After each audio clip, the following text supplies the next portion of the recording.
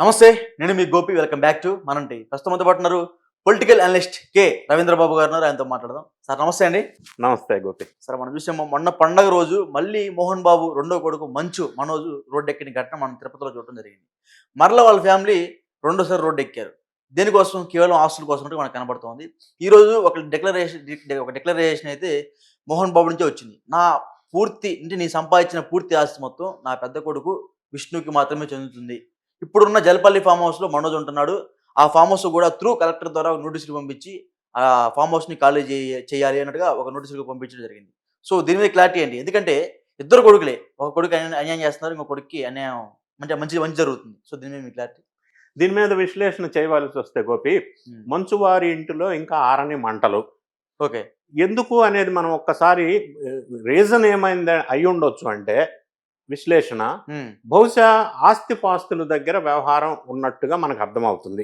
Prima facie మనకు అర్థమవుతున్న విషయం ఏంటంటే ఇది ఆస్తులకు సంబంధించిన ఘర్షణ లాగా కనిపిస్తుంది. ఎందుకంటే ఫ్రీక్వెంట్గా 4 రోజులు గ్యాప్ ఇచ్చి మళ్ళీ ఒక లొల్లి అవుతా ఉంది.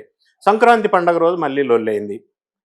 నిన్న మొన్న అవును కాలేజీ దగ్గరికి వెళ్ళి లొల్లి అయింది. సో ఫ్రీక్వెంట్ గా లొల్లి అవటం, అటాకులు జరగటం, వీళ్ళిద్దరు 2 కుటుంబాల మధ్య అన్నదమ్ముల మధ్య లొల్లి జరగటం, మోహన్ బాబు విష్ణుకి సపోర్ట్ చేయటం, ఇవన్నీ చూస్తూ ఉన్నాం. సో ఇది పక్కన పెడితే మోహన్ బాబు క్రమశిక్షణతో సొంతగా సంపాదించుకున్న ఆస్తులు ఒక ఆస్తి సామ్రాజ్యాలు ఇవన్నీ. అక్కడ మోహన్ బాబుకి బాగా ఉన్న అసెట్స్లో ఒకటి తిరుపతి దగ్గర ఉన్న school, university Mohan Babu university. అది పెద్ద అసెట్గా వాళ్ళు చెప్తా ఉంటారు. ఆ అసెట్ విషయం దగ్గర మనోజ్కి మోహన్ బాబు లేకపోతే విష్ణుకి మధ్య స్టార్ట్ అయింది ఇగ్నేషన్. అక్కడ స్టార్ట్ అయింది. ఆ అసెట్స్కి సంబంధించి ఆ ఎడ్యుకేషనల్ ఇన్స్టిట్యూషన్స్ సంబంధించి మనోజ్ని ఇన్వాల్వ్మెంట్ తగ్గించి విష్ణు ఇన్వాల్వ్మెంట్ పెంచి మోహన్ బాబు వేరే ఒక అతన్ని సీఈఓగా అపాయింట్ చేయడం వల్ల మనోజ్ మనోభావాలు దెబ్బతిన్నాయి. అక్కడి నుంచి ఇష్యూ అనేది ఇగ్నైట్ అయింది. అక్కడి నుంచి ఇగ్నైట్ అయిన తర్వాత ఇష్యూ పెరుగుతూ రావటం. తర్వాత రెండోది మనోజ్ పెళ్లి విషయంలో మోహన్ బాబు ఈ మౌనిక రెడ్డిని చేసుకోవటం అభ్యంతరం పెట్టడం. కానీ వాళ్ళు inter caste marriage, love marriage ఏదో ఒకటి పెళ్లి చేసుకున్నారు. దానివల్ల కొంత విభేదాలు ఇంకొద్దిగా గ్యాప్ వచ్చినాయి. దాని తర్వాత మళ్ళీ ఆస్తిపాస్తుల వ్యవహారాల్లో లొల్లి మళ్ళీ మొదలైంది. కుటుంబంలో ఉన్న లొల్లి. ఈ మధ్య కాలంలో ఒకరి మీద ఒకరు కేసులు పెట్టుకోవడం, పోలీస్ స్టేషన్లు, అరెస్ట్ వారెంట్లు, కథ కార్ఖానాలు అన్నీ జరిగినాయి. అయితే మోహన్ బాబు గారు సంపాదించుకున్న ఆస్తులు చాలా ఆస్తుల్లో ఆ ఇన్స్టిట్యూషన్ ఒకటి పోతే ఈ ఫామ్ హౌస్ జలపల్లి దగ్గర ఒక ఫామ్ హౌస్, అది కూడా మోహన్ బాబు స్వార్జితం. ఇప్పుడున్న వాళ్ళ అసెట్స్ మొత్తం మోహన్ బాబు స్వయంగా సంపాదించి పెట్టుకున్న ఆస్తులు. ఈ ఆస్తుల్లో ఆయన ఎవరికి ఇవ్వాలనేది ఆయన స్వార్జితమైన ఆస్తి కాబట్టి అది ఆయన డెసిషన్ మాత్రమే. అది ఒక అబ్బాయికి ఇవ్వాలా, 2 అబ్బాయిలకి ఇవ్వాలా అనేది అది ఆయన విచక్షణ మాత్రమే. ఎందుకంటే ఆయన స్వార్జితం కాబట్టి. అదే వాళ్ళ తాత ముత్తాతల ఆస్తితో హెరిడిటరీగా వచ్చిన ఆస్తులు అయి ఉంటే 2 పిల్లలకి సంక్రమించి ఉండేవి. కానీ ఈయన స్వార్జితంగా సంపాదించిన ఆస్తుల వల్ల మోహన్ బాబు లాంటి వ్యక్తి ఈ మధ్య జరిగిన ఘర్షణ, లేకపోతే డిస్ప్యూట్స్, ఇష్యూస్, అరెస్టులు, కొట్టుకోటాలు, తన్నుకోటాలు, ఈ వ్యవహారాలతో మోహన్ బాబు కొంత ఫెడప్ అయ్యారు, మనస్తాపానికి గురయ్యారు అని చెప్పవచ్చు.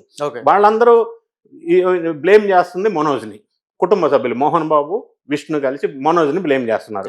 సో మనోజ్ ఒంటరివాడయ్యాడు.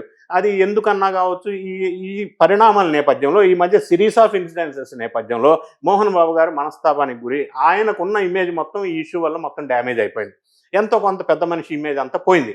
దీనివల్ల ఆయన అసంతృప్తికి లోనయ్యి, ఆయనకు ఇంకా చేయదగ్గది ఒకటే కదా, ఆయన సంపాదించిన స్వార్జితమైన ఆస్తిని ఈ మనోజ్కి దక్కకుండా మిగతా వాళ్ళకి ఆయన ఇవ్వటానికి ఆయనకి అవకాశం ఉంది, హక్కు ఉంది కాబట్టి ఆ విధంగా ఆయన డెసిషన్ తీసుకొని ఉండవచ్చు. ఈ రోజు వచ్చిన నిర్ణయం అంటున్నారు కాబట్టి. రెండోది, మనోజ్కి కూడా ఆ భార్య ద్వారా సంక్రమించిన ఆస్తి చాలా ఉంది, అది వేరే విషయం. కానీ మనోజ్ పోరాడేది ఇక్కడ ఇంకొక విషయం కూడా ఉంది. మనోజ్ మొదటి భార్య కొడుకు, ఇక్కడ ఈయన విష్ణు ఇంకొక భార్య కొడుకు.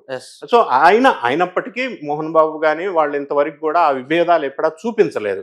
ఇద్దరిని సమంగా చూసిన సందర్భం ఉంది. ఆ రెండో భార్యగా మోహన్ బాబుకి వచ్చినా కూడా 2 కొడుకుల్ని సమంగా బాగా పోషించిన విషయం అందరూ చెప్తున్న మాటే, అందులో తేడా లేదు. కానీ ఈ మధ్య జరిగిన సంఘటనలో మనోజ్ ప్రవర్తన విధానం ఎందుకో మోహన్ బాబుకి నచ్చకపోయి ఉండవచ్చు.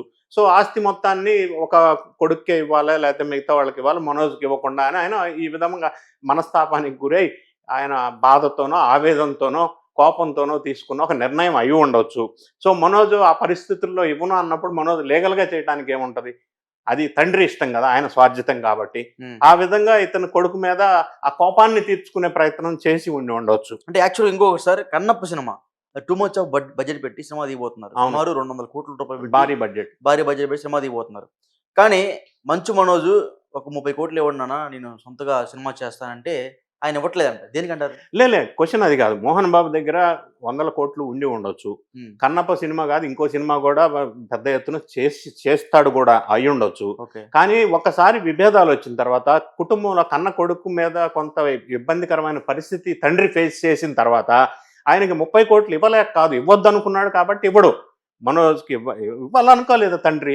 ఈ మధ్య జరిగిన ఘర్షణ వాతావరణం వల్ల ఆయన నిర్ణయం తీసుకొని ఉండి ఉండొచ్చు. ఏదైనా మోహన్ బాబు అనేటువంటి వ్యక్తి కొంతవరకు డిసిప్లిన్గా ఉన్న వ్యక్తే. ఆయనకున్న లక్షణం ఒకే ఒక ప్రాబ్లం ఏంటంటే నోటి దురస ఎక్కువ. అంటే టెంప్ట్ అవుతుంటాడు, అంటే ఆపుకోలేడు. తొందరగా కోపాన్ని ఆపుకోలేడు. అట్లా చాలా సందర్భాల్లో సెట్లో కానీ బయట కానీ ప్రవర్తించిన సందర్భాలు ఉన్నాయి, చాలా ఉన్నాయి. ఆయనకు అదొక వీక్నెస్ ఉంది. ఇక్కడ దురదృష్టమో అదృష్టమో తెలియదు కానీ పిల్లలిద్దరికి కూడా అదే లక్షణం వచ్చింది.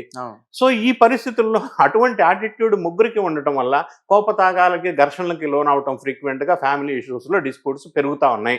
సో ఈ నేపథ్యంలో మోహన్ బాబు గారు ఆయన ఆస్తిని ఈ విధంగా ఇవ్వాలని డెసిషన్ తీసుకొని ఉండి ఉండవచ్చు. దాని పర్యవసానం ఇప్పుడు మనోజ్ అనుభవించవలసి వస్తుంది డిస్ప్యూట్స్ ఫలితంగా. మరి మనోజ్ పరిస్థితి ఏంటి సార్ మరి ఫ్యూచర్? మనోజ్కి ఆస్తిపాస్తుల విషయంలో వాళ్ళ భార్య ద్వారా సంక్రమించిన ఆస్తి చాలా ఉంది. భూమా నాగిరెడ్డి వాళ్ళ ఫ్యామిలీ చాలా రిచెస్ట్ ఫ్యామిలీ ఆ ఏరియాలో. వాళ్ళకి కావలసినంత ఆస్తుకి సంబంధించి మనోజ్ సఫర్ అయ్యే అవకాశం ఏముండదు.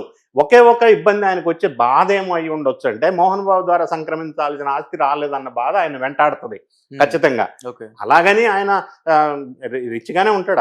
వాళ్ళ భార్య ద్వారా సంక్రమించిన ఆస్తి ఉంది కదా, ఆయన అంతటా ఆయన బిజినెస్ చేసుకొని ఇప్పుడు కూడా గటాన అవుతూనే ఉన్నాడు. ఆ విధంగా ఉండి ఉండొచ్చు. కాకపోతే ఇది చెప్పుకోదగ్గ బాధ అయితే అప్పటికి ఉంటది. ఈ మోహన్ బాబు ఆస్తి వల్ల ఏదన్న బాధ అయితే ఉంటది. అంటే యాక్చువల్గా ఆయన ఏమంటారు అంటే కాలేజీలో కొన్ని లోటుపాట్లు జరుగుతున్నాయి, అవి బయట పెడతానని భయంతో ఇదంతా చేస్తున్నారు వాళ్ళు అని చెప్తున్నారు. కాలేజీలో లోటుపాట్లు ఇంతకు ముందు చాలా సందర్భాల్లో మనోజ్ బయట పెట్టాడు.